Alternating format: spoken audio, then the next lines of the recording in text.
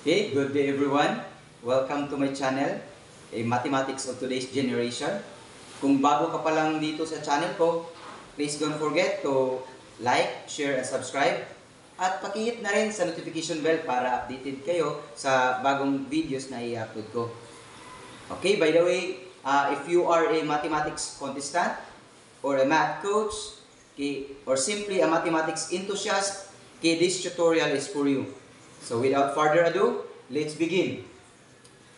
So we are now on problem number 5, function problem number 3.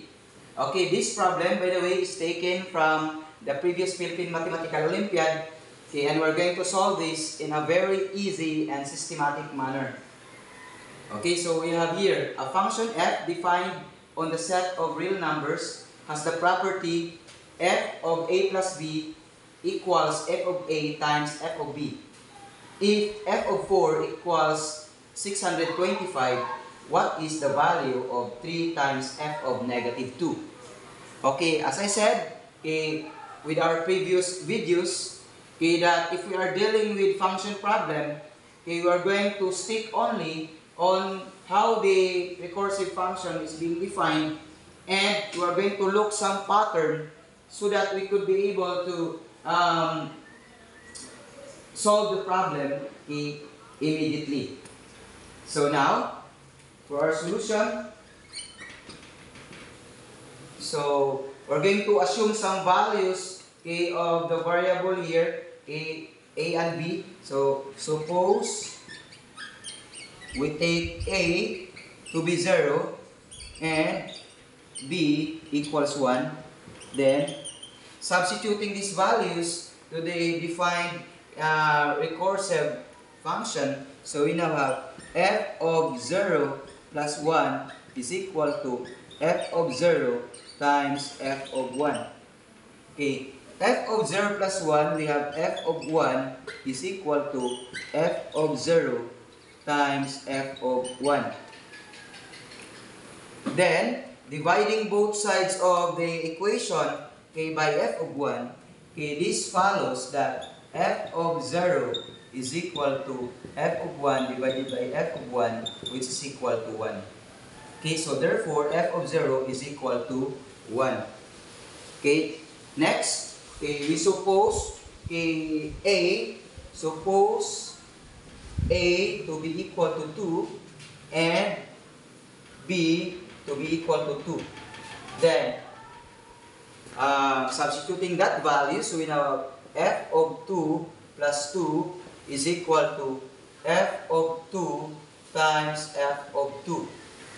But f of 2 plus 2 equals f of 4, and f of 4 is equal to 625. So by substitution, we have 625 is equal to f of 2 quantity squared.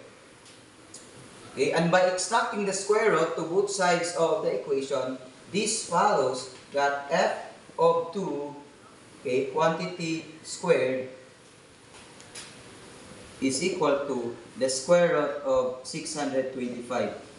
So, cancelling this out because the index and the exponent are the same. So, we now have f of 2 is equal to positive 25. So, why do we get only the positive value? It's because later on with our solution, since there is no negative square root of negative number, so it's meaningless to set of real numbers, no? If we take the square root of negative number, so that is why we only take the positive square root. Okay. So f of 2 equals 25. Next, suppose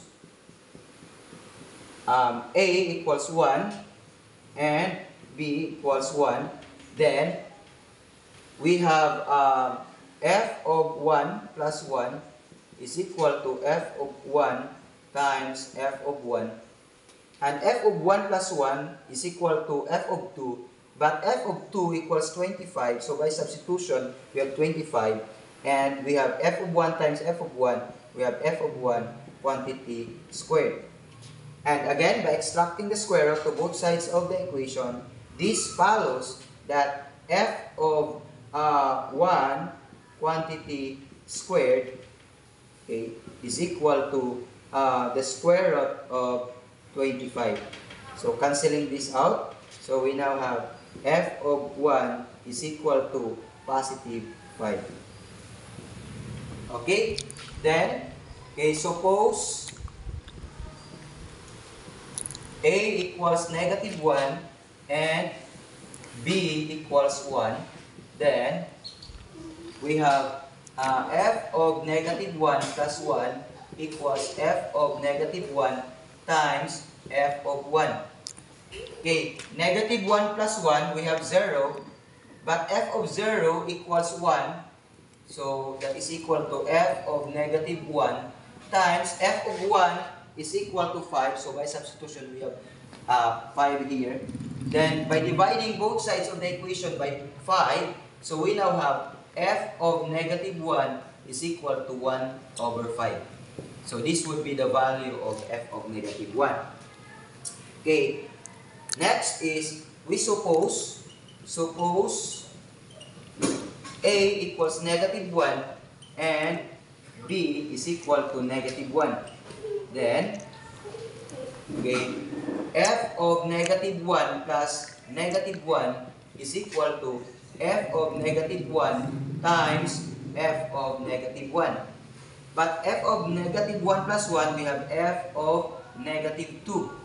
Is equal to f of negative 1, we have 1 over 5. So we now have 1 over 5 times 1 over 5. So this is equal to 1 over 25. So the value of f of negative 2 is equal to 1 over 25. Okay, finally, we have 3 times f of negative 2 is equal to 3 times 1 over 25, which is equal to 3 over 25. So this is the value that we look for. Okay, and I think this is a good place to start.